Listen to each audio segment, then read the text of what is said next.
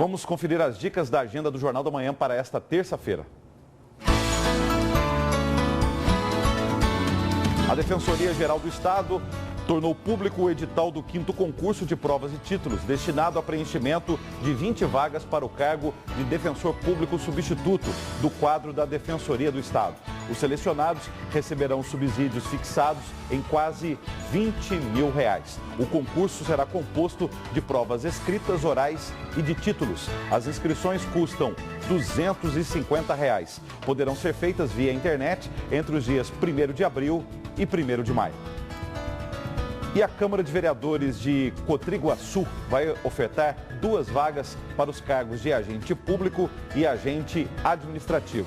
Os salários são de R$ 880 e R$ 1.006, respectivamente, em jornadas semanais de 40 horas de trabalho. As inscrições para o concurso serão feitas exclusivamente através da internet entre o próximo dia 28 e o dia 17 de abril. Terão taxa de R$ 50 para o cargo de nível fundamental e de R$ 80 para o de nível médio.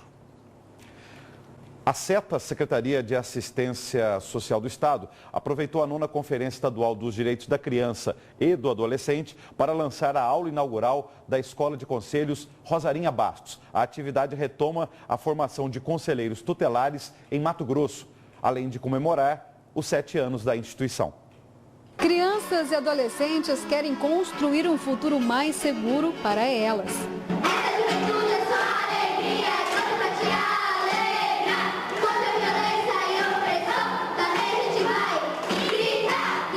Assim, com a apresentação artística, foi marcada a reabertura da aula inaugural da Escola de Conselhos Tutelares, durante a 9ª Conferência de Assistência Social de Mato Grosso. O Ministério Público marcou presença, até porque tem um papel importante a cumprir em defesa da criança e do adolescente, que é garantir que os direitos deste público sejam garantidos, porque, infelizmente, existem inúmeras falhas junto ao poder público. Creches, vagas em escola, posto de saúde, vacinas, remédios, política pública e mais uma gama de ações como destituição do poder familiar, aquele pai ou aquela mãe que não tem condições de exercer o papel de cuidador de seus filhos, de genitor dos seus filhos, fiscalizar abrigos, fiscalizar entidades que lidam com criança e adolescente, representação contra adolescentes que praticam atos infracionais. O fortalecimento de todo o sistema protetivo de crianças e adolescentes é a tônica da rede de proteção, que, por um lado, comemora avanços, como a efetivação de um convênio com o governo federal, que rendeu mais de R$900 mil para o Plano Nacional de Educação e diretrizes para a capacitação dos conselheiros tutelares em Mato Grosso. Apenas 11 escolas de conselhos em todo o país conseguiram este recurso. Mato Grosso é o único na região centro-oeste beneficiado com o convênio. Então, para nós, se reveste de mais importância ainda de perceber como o Mato Grosso está conseguindo estar à frente nas questões da criança e adolescente. Isso, para nós, muito nos honra.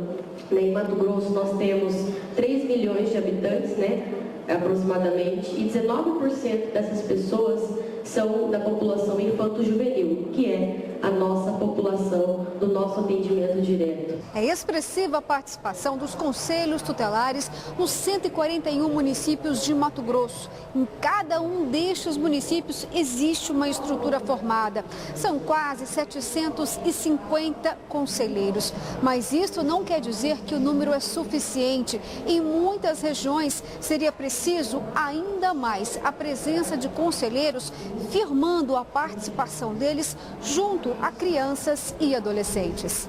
Os municípios que é de baixo porte, está tranquilo. Agora, os municípios, assim como Sinop, Cáceres, que é a região de fronteira, precisaria de mais um conselho tutelar.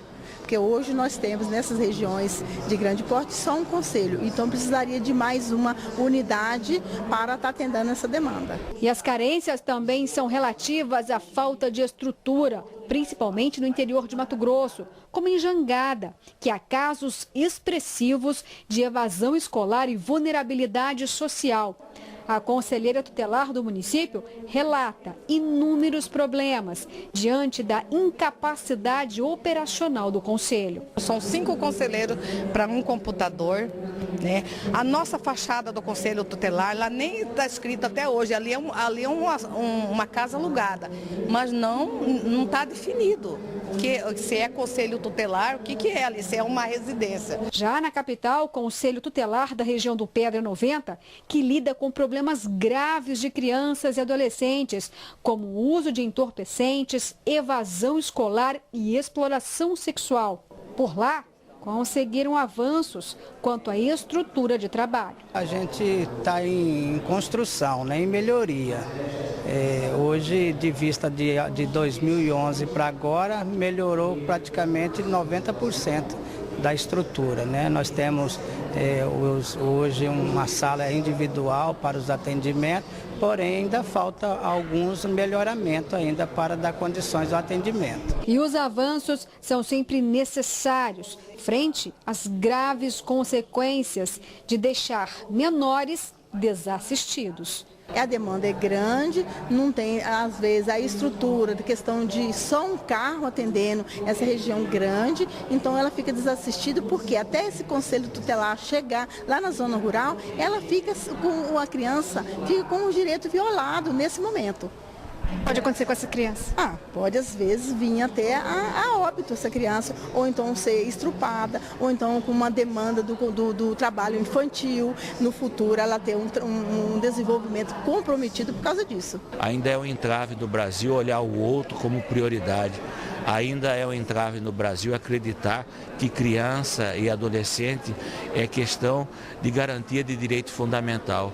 Ainda é um entrave nesse país o olhar preocupado e não corrupto para as causas sociais.